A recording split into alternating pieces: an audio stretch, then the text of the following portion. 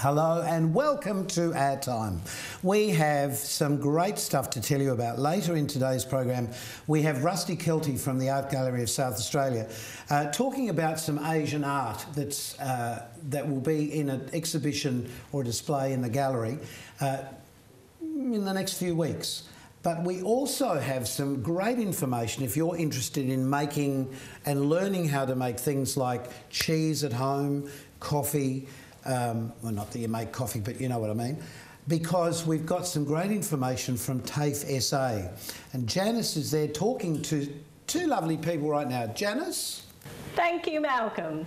And recently we had on the program Madeline Frost from TAFE SA, and to continue on with that flow of that, I would like to introduce Belinda McPherson and Rosanna McDonald from TAFE SA. Welcome to the program. Thank you. Now, Thank you. Belinda, you are the Educational Manager of Hospitality Commercial Cooking. Is that correct? That's right, yes. And Rosanna is the lecturer in hospitality? Yes, that's right. Right. Now, what are we talking about today? Well done. Well, we have so much to share. So we want to get our message out there that TAFE is more than just a place for maybe apprentices or full-time study, that we actually do a lot of fun courses as well. But when you think of TAFE too, you think of young people just out of school that are wanting a career, but that's not so, is it? Not at all. We get school-age people in, we get people of all ages, retirees, you name it. Everybody out there really wants to come along and do something a bit fun at TAFE. But there's so much to choose from too, isn't there? So many courses. And the good thing is it changes every semester, so we're always thinking about what can we put on that's new, what do the people want, so we'll always try and survey people and find out. We also said when Madeline was here that some people have been made redundant, or they get to a time in their life where they just want to find something different to do. That's right. And, I mean, you've got so much to offer that we just need to let people know at home that there is something there for you and so much to choose from. Yeah. So now, Rosanna, tell us what. So one of the subjects that I teach is prepare and serve espresso coffee, which is basically learning how to make a variety of espresso coffees.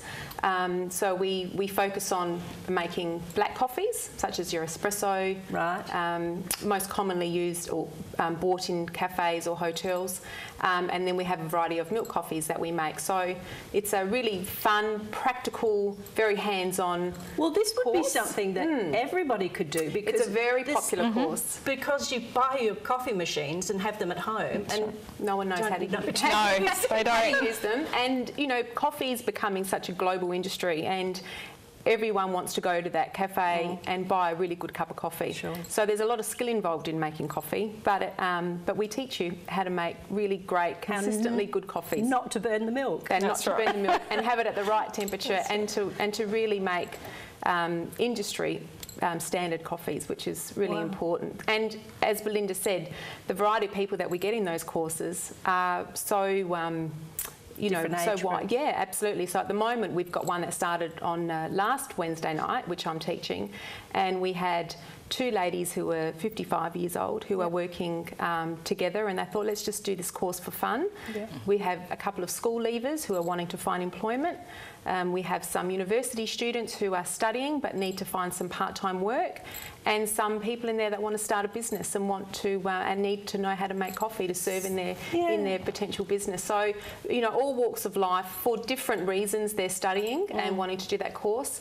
We run them at night, so they're quite easy for people to come to. Okay. It's not always during the day. We're running courses in the evening. So if you're looking for something outside of work, if you've got a full-time job you still want to find, you can do it in the evening. Absolutely. Wow. And they're really popular and they're a lot of fun, and you really just come to the class and make coffees for 3.5 hours. How long is the course for? So it goes for 6 weeks, so it's one night a week, and sometimes we run them twice a week, so that's a shorter time frame. So we try and be really flexible in how we're offering these courses to try and cater for as many people as we can. Sure. And that's what we're really trying to focus on. And this would be the same for Belinda, for you, for the courses that you were involved with? So basically, Rosanna, well, the coffee course that Rosanna runs is one of the whole selection of courses that we run for what we call Regency Gastronomic Adventures, and that entails things from baking, patisserie, cookery, hospitality, you name it. If there's interest, we'll run the course. A friend of mine actually a few years ago did a course at the Regency TAFE because she wanted to get into catering, and I do remember going there. I think it was one of the final things that she had to do was prepare a lunch. And we all went along and had a beautiful lunch. Yes. And they're all dressed up to the nines, you know, with their aprons and their hats on. But it was a real treat, but I didn't realise, and that happens quite a lot, doesn't it? Yes, we still run our restaurants. We've got 2 restaurants, a lunch restaurant and a dinner restaurant, and always fully booked. You always have to book, I can tell you that. In fact, I was a student there many moons ago, and I also did that restaurant block that you're talking about. Right. And our students still do it now, and it's the best part of their course. So, yeah, it's a lot of fun. I know that she got an awful lot out of it you too. do. But it gives them that experience of working out in industry without having the pressure of performing, I guess. So, you know, we're taking the pressure off actually going into the restaurant where there is real customers, where you're actually having to take orders and making coffees and bringing the food out and clearing, but also still in that training environment. So if they make a mistake, it's actually okay because they're in a training environment where the lecturer will say it's okay. This is all part of your learning journey, and so they're really prepared once they finish their studies to go out in industry, because they kind of go, well, this is like we've done at TAFE. This is like working in our training restaurant. So it's really great opportunity for them to practice their skills. But it doesn't necessarily have to be a student that's wanting to get into the business. It's like, for me, even just to have that knowledge for home cooking. Oh, absolutely. You know, for dinner parties, if you like to entertain, to be able to do that. That's would right. Be fantastic. And that you are our market. You are the market that we want people to come into TAFE and say, well, do a bread making course just for making at home. Sausage making. Gee, I really love doing that. I could actually buy a little bit of machinery at home and make it at home. Cheese making is a huge industry at the moment, and people want to make cheese at home. And actually, you can make cheese at home. So we're offering a one-day cheese making workshop. You don't have to have your own cow. No, and it's not expensive. So we're not tailoring these programs so that you have to go out and spend a lot of money on equipment at home. It's using equipment or things that you have at home already. Just a standard oven, a couple of pots, you know, wooden spoon or whatever's required. They're not designed to make you go and buy more or come back to TAFE perhaps and you know, do a qualification or get some accreditation. You can if you want. And that's what people do. They think, well, I do want to perhaps become a chef, but I'm not quite sure of my cooking skills. Maybe I'll just do a couple of nights a quick at TAFE and do some Asian cooking or go into a commercial kitchen and go, actually, I do like this. I will enrol to do a Certificate 3. And others just do it for fun, like you said. So again, that's why they've been so popular, because it's really just giving people a little bit of an opportunity to experience these new courses. Which I think is fantastic for somebody like me. If you know you're sort of looking at retirement even, and then thinking, well, what am I going to do? Why take yourself along to TAFE and do a course or 2 or 3? And absolutely. then, you know, I mean, it just might be something that you really like, and you could become a lecturer. And I guarantee if you do one, you'll probably want to do more, because they're a lot of fun. And the lecturers that take the classes are very experienced in what they do. So you really get an opportunity to work with some great people and some knowledgeable, experienced you know, expertise in their field. But as you know, before we came here, we have some girls that actually do our makeup, and they're from TAFE, and it's experience for them, and they come along to the program and help us, which is fantastic for us. But they're still learning. They have a lecturer with them, teaching them. So there's all that sort of thing too. If you're looking to do beauty makeup for TV or for movies, or even, you know, things like that. So you've got all that to offer, which is just fantastic. And can I just say also, in July, which are the upcoming school holidays, we offer our Kids Kitchen program, which is cooking classes for children. So again, for 4 days in the first week of the school holidays, we're offering kids cooking classes. We have a variety of classes to suit age groups. So we split the children up between 4 to 6, 7 and 12, and then 13 to 16-year-olds. So what they're making is suitable for their age group, as well as making sure that they can work in a commercial kitchen, which again, they're going into a commercial kitchen, working with a real chef, and they're making 2 or 3 dishes. But how good is that for mum? They'll have some help at home. They get to use equipment that they probably aren't allowed to use at home, but if they have that training, then it builds their confidence. Really, that's what it's all about. And the kids take home so much food they can't carry it. So I think the parents are quite happy. They've got desserts or food for a whole week. Oh, so that's lovely. Yeah, it's a great opportunity for the children to come in. So the what we were talking about before, the gastronomical, how long is that actual course? Well, the gastronomic adventures is all the courses, all the short courses. That's what we call the program. And so under that is what I said before about the patisserie, bakery, whatever you want. And really every semester we'll bring out the program, and we try and change it to adapt, like what Rosanna was saying. If we get feedback that they want it shortened or lengthened or different, we'll try and accommodate. But we'll come up, some people go, oh, have you ever thought about doing pizza making? So we'll put on pizza making course, and so if there's interest, we'll do it. There's all that to offer, so there's no excuse. If you are twiddling your thumbs at home, then just get in touch with TAFE and they will give you all the information that you need. Thank you so much for coming in and telling us all about that. Thank you for having us. Pleasure. Thank you.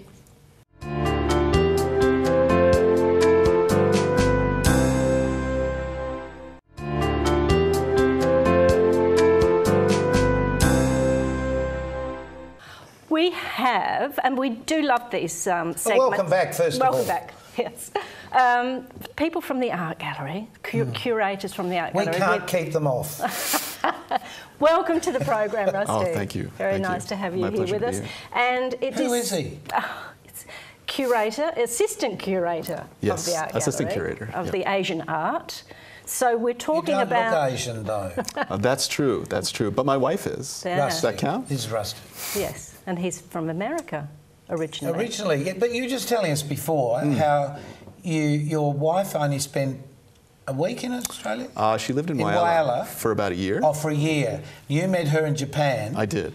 And she said, come to Adelaide. And you said, well, why not? Sure. I said, I'll give it a shot. And you've ended up as a display in the art gallery. Yes.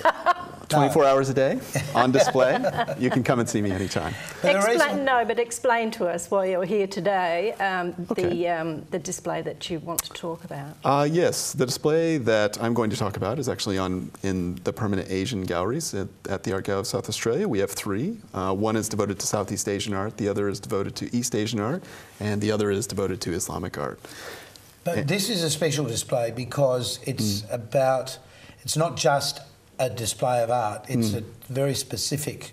Yes. We always tailor our displays to a specific idea or concept, and this one is Elegant Pursuits, Arts of the East Asian Scholar, and this deals really with scholars of East Asia, such as scholars in China, Japan, Korea, and northern Vietnam, where these ideas really proliferated back in the 16th, 17th, 18th century. Well, just so we know what we're talking about, let's just have a look at an example of some of the art that will be on display, because we can only show you a tiny little bit, but this is... This is a hanging scroll. It's from Korea. It's created in the 19th century, and we don't know who the artist is, but what's depicted is what's called a yangban, and a yangban literally means 2 orders, civil and military. And so the scholars in Korea were often associated with one of these 2 orders. And this is most likely a memorial portrait to possibly a deceased scholar, possibly in reverence to him after his passing. How old? It's difficult to say, but looking, you mean the actual portrait itself? 19th century, so 100, 150 years old, something around there.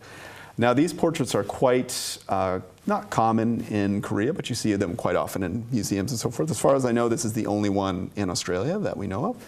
And it's quite beautiful if you look at it. The clothing is quite scantily depicted, as it usually is, painted. but the face is quite beautifully articulated. And you Yeah. can actually see the beard is wispy, there's Yeah. wrinkles, there's crow's feet. And if you think about our society and how we often try to hide these things. Yeah. Exactly, exactly. What are you talking about? Exactly. No, but so looking at that, as you said, the clothes seem to disappear. There's not much detail there at all, whereas it's all in the face. It's all and in the In the reality, headdress. everything in life is about looking at your face. It is. I mean, we're looking at each other's eyes and face now, and you're lucky because yours is pretty smooth. Oh, Janice, you're It's a not lot doing of- so bad, but I think it's the makeup before that probably did it. really? Yeah. They Oh, do. well, we don't They wear did a makeup, good it job. must just be you. They did a good job. That's what it is. Stop. But the reason these are so detailed is because they wanted you to be able to see everything that this person has been through. So Because the wrinkles. but that's the truth, isn't it? With life anyway, that's our faces tell the story, and the only way Absolutely. to communicate that before photographs, I guess, was painting. Exactly this Absolutely. way. So Absolutely. to show somebody as they really were, or if you were being favourable, if they happened to control your life, I suppose. Yes, Took yes. out all of those things. Well, and these gentlemen, these Yangban were considered particularly erudite individuals. They cultivated pursuits such as calligraphy, such as painting, poetry, things of these nature. And they often collected wonderful ceramics and various aesthetic objects to accumulated around them, that they would be in an atmosphere that was continually kind of erudite and cultivated. And so they were really seen as kind of the moral paragons and the artistic How do you feel paragons going of into the their art society. gallery to work every day? Do you feel you're in that position yourself? Oh, I feel amazingly lucky. to be surrounded to by be all these surrounded by beautiful art. things. You know what the sad thing is I rarely get the chance to actually go down and see it because we're so busy upstairs. But I mean, it's a real luxury of my life that I get to be around it every day. So. Well, calligraphy, and we've got some examples of that, played a fairly important role, obviously, as a communication tool, but it was also an art tool, really, wasn't it? Absolutely, absolutely. Calligraphy was a means of communication, but it was also a means of art. Displaying your ability to write was one of the key kind of elements of becoming a scholar and being able to portray that you had these abilities. And but you hear about calligraphy now, but how is it used now in this day and age? If you're talking about somewhere like Japan, it's very interesting that you bring that up because I'm sure on a daily basis, both of you don't really write with a pen or a pencil very often. You Not probably anymore. use an electronic device. Sadly, yes, we've And lost that ability. Absolutely. My hand, I can barely read my own hand. But in Japan, they use devices which bring up small characters named kanji, which originally came from China. And it's become so ubiquitous that people are using these electronic devices that they're actually losing the ability to write these complex characters. So calligraphy it's still taught in graded school. When you're young, you learn every single stroke, and but you lose it a bit. But actually, the point you just made there, every single stroke, because of the style of the brush and the ink and the paper usually, Absolutely. it is quite an artistic display in itself, isn't it? It's both painting and poetry. It's interesting that in the West we have these very kind of static lines of this is It's word pragmatic. pictures. It's word pictures, Yeah. exactly. So, Here we have an example. and this one we're looking at is currently on display. It's spectacular. It's, And what does it say? It says, if you could see on the side, it would say pine wind, plum moon, bamboo rain, and the vapor of tea. And it's by a well-known artist named Ichikawa Beion, lived in Japan and Tokyo around the 19th century. And what it's talking about is it's actually written in Chinese, because Chinese was considered the scholarly language. Is that Mandarin? It would have been probably Mandarin version or of Southern. that. It probably would have been Mandarin, most likely, because it would have come from Or that. like a dialect of or something. These are just Chinese characters, so I don't know the dialect that would have Okay. been spoken with them. They would have spoken in Japanese, but they would have used these characters. So, I mean, these people were amazingly erudite. They were using, they were speaking in Japanese every day. They were using Japanese language, and then when they really wanted to show off their prowess, they would use Chinese, as we see here. And so this describes a bit of an idealistic view of a man, a recluse, going into the wilderness, studying tea, studying books, the kind of environment that surrounds him, the rain, and so forth and so on. And this was really the pursuit of these scholarly artists in Japan, bunjin, they're called, cultured people. But interestingly enough, that's more or less in every culture, isn't it? That desire to go out and discover, find, put yourself in a position of being able to deeply think. It's interesting. I mean, in this area, it definitely is. Would you say that that's the case in Australia, that the outdoor environment is... Certainly the Aboriginal culture in Australia is very much to... I mean, we jokingly say about going walkabout and things like that, but that's really... But their art, the Aboriginal art, is the way they paint is with the dots. So that's a similar, well, not similar, but that It's one of the expression ways, yes, of yes. actually communicating and expressing their feelings. I think it's the interesting thing that cross cultures have that really do link together. Well, I would be a bit wary of linking Aboriginal culture with 19th century Japanese culture. Completely different. Yeah. And when you think about it, this gentleman would have been living in Tokyo. Tokyo at the time was the biggest city in the world. And so he would have been living most likely in a very small area in Tokyo. And so that he was thinking about a man going off into the mountains is almost a conceptual idea. He probably wouldn't himself have gone out into the mountains and been a recluse. He was a city dweller for the most of his life. So, but then most scholars do have to daydream about the things that they're writing about anyway. Yeah, I guess so. I guess that could be true. You can't always whip out and Put yourself in that position. No, Yeah. not exactly right. This idea of going out into the wilderness and becoming to a certain extent lost for meditation or for writing calligraphy or to cultivate your aesthetics is really kind of an idea that started much earlier on, say with Buddhist ascetics who would go into the wilderness, quite famous Buddhist teachers and so forth. And so it's based on that. It's not a myth, but it's a way of understanding the world that these gentlemen really... Well, we the way have to another actually, example, I think, too. That have we'd we? like to Because think we've run out of time, unfortunately. Oh, that was quick. But time flies when you're having the fun. reality is all of this is available for people who live in South Australia. Absolutely. And anywhere else in Australia you may be, you can come and visit us and see this particular display in at the Art Gallery of South Australia. Absolutely. Until? August of this year. Fantastic. Okay. Rusty, thank you very much. Yes, thanks so much. It's been Coming a in. joy talking with you. Yeah.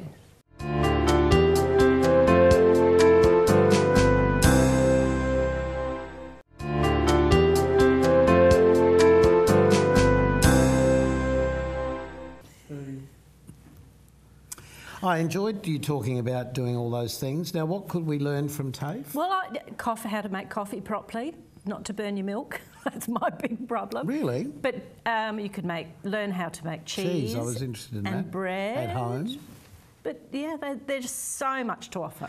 I had no idea until we talked to Miranda from TAFE about all of those courses, and they're aimed at our age group. And although a lot of this happens in South Australia, and you can come and stay very cheaply, can't you, for the overnight courses? Yes, at the actual Regency they have Of accommodation. course, TAFE is all over Australia, so check out your local TAFE and see what they have to offer. It might be something that you've always wanted to learn, And like how to make dolls or something.